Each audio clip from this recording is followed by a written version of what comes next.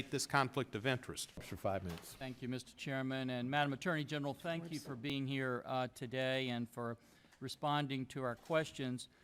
Madam Attorney General, when Director Comey was here, he was very forthcoming and candid in answering his questions with specificity about Secretary Clinton, and he did not refuse to answer any of those questions based on the fact that there was some legal prohibition that kept him from doing it.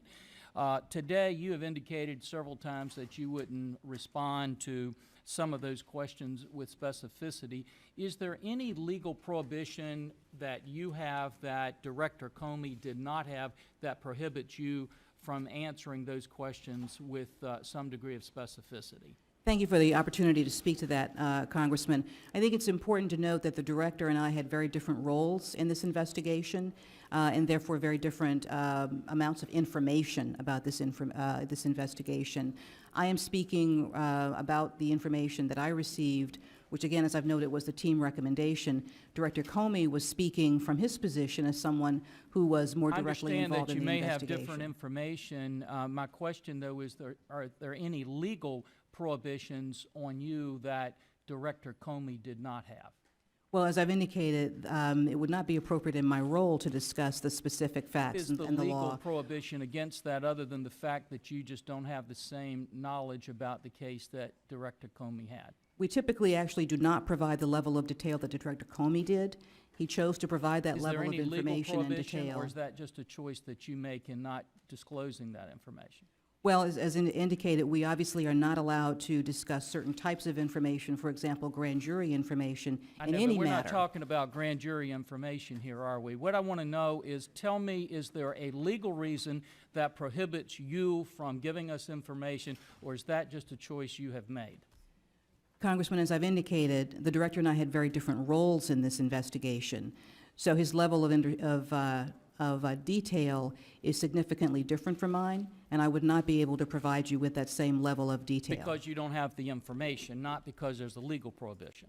In addition to that, in part of my role as Attorney General, I would not be going into these discussions typically. We have taken the step of providing more information on this matter than in others. I just need to know if there's a legal prohibition that prohibits you from disclosing information to this committee, or is that a choice you have made?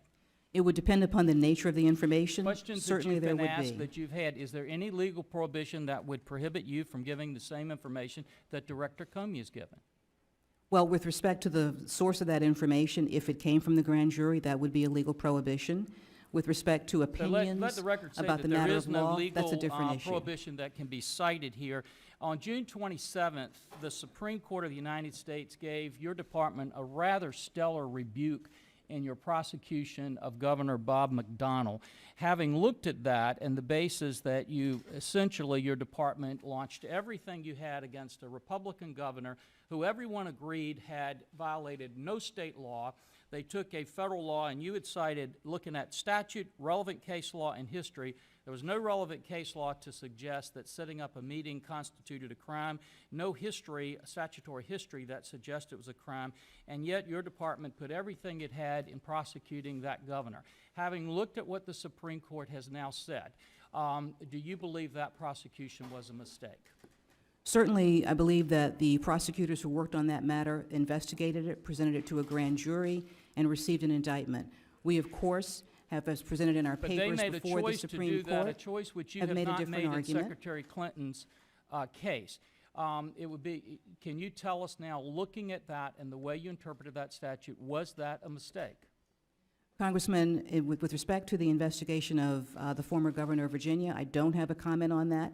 We have accepted the results of the Supreme Not because you don't have a legal prohibition, and will, of course, be reviewing the case in the light of that. Then my final question then, as time is running out, is when you look at a governor of Virginia that you launched everything this department had against to destroy him and to prosecute him, can you tell me the federal nexus you had in that case and compare that to the federal nexus against Secretary Clinton in national security of this country, which you refused to bring to a grand jury or for indictment to see if, in fact, one is justified?